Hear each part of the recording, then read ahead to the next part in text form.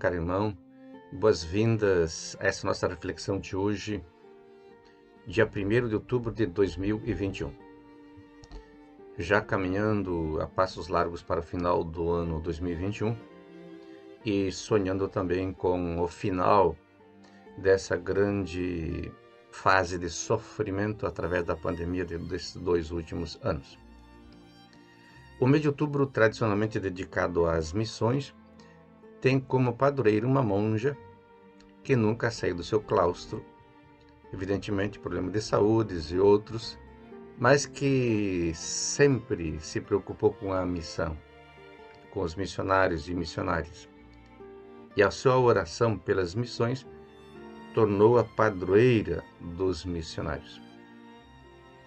Hoje também é sexta-feira, dia do Sagrado Coração de Jesus, exatamente um dia de olhar esse coração de Jesus misericordioso que é levado por missionários e missionárias aos diferentes recantos deste universo. A reflexão bíblica que escolhemos hoje é tirada do capítulo 10 do Evangelho de Lucas, versículos 13 a 16, onde Jesus faz um pequeno balanço da sua missão na Galileia e depois faz uma exortação bastante segura e importante aos seus discípulos. No capítulo 9, Jesus estava na Galileia e enviou 12 discípulos, seguindo o parâmetro da numerologia judaica. Agora Jesus já está na Samaria. E a Samaria, um povo excluído, marginalizado, prejudicado no 5º século, depois do exílio da Babilônia, pela reforma de Esdras e Josué. Os samaritanos, de fato, não faziam parte do corpo do judeu de elite após essa reforma. E então Jesus, saindo da Galileia e caminhando na direção de Jerusalém, entra com os seus discípulos na Samaria. E ali anexa outros 72 ao grupo dos 12, mostrando que 12 mais 72, 84, o número já não diz mais nada, mas o que importa é o crescimento da missão. E estando na Samaria, Jesus olha para trás e faz um pequeno balanço, um olhar retrospectivo sobre a sua missão na Galileia.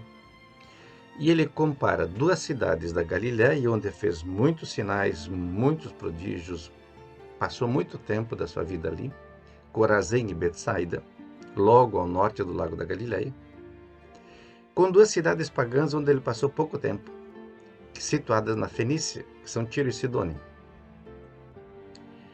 E em Tiro e Sidônia, os poucos momentos que passou, deixou sinais positivos e muitos adeptos, muitos o escutavam com interesse e aderiram ali ao Evangelho. Talvez por isso que depois a primeira igreja fora da Palestina se torna Antioquia, exatamente logo ao norte do Líbano, na Síria.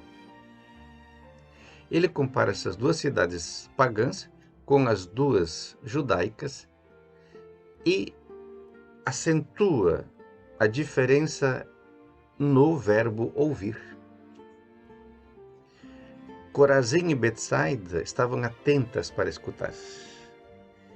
E o verbo agudo hebraico do grego, tá certo? Significa não apenas ouvir, mas manifestar interesse, adesão, compromisso. Então, quem escuta se interessa. Quem não escuta, ouve e esquece. O que aconteceu com Corazim e Betsaida? Ouviram, viram, mas não se comprometeram. E os pagãos se comprometiam com muito interesse. Então Jesus lamenta duramente sobre essas cidades que viram e ouviram, mas não acolheram. Porque ouvir é também acolher.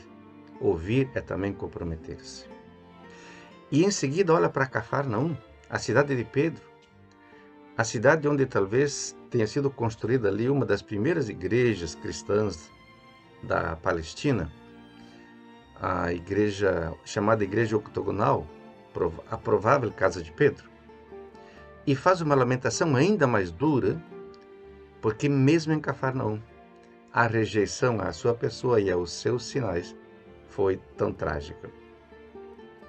Nesse contexto, voltando-se para os discípulos, Jesus diz que eles não se preocupem com ouvir ou não ouvir, que eles se preocupem em anunciar, que eles se preocupem em levar a boa nova para fora. Mas ouvir e aderir é de responsabilidade de quem escuta. E, portanto, eles não desanimassem, não se desencantassem, que eles não desistissem jamais dessa missão. Ao missionário, ao evangelizador, cabe anunciar da melhor maneira, da maneira mais qualificada possível, da maneira mais adequada possível. Mas depois deixar que a resposta, ou que essa semente plantada frutifique de acordo com o terreno onde ela cai.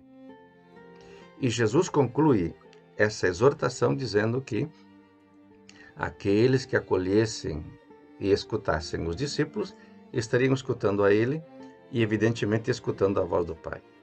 Aqueles que rejeitassem ou não ouvissem os discípulos também estariam rejeitando Jesus e o Pai.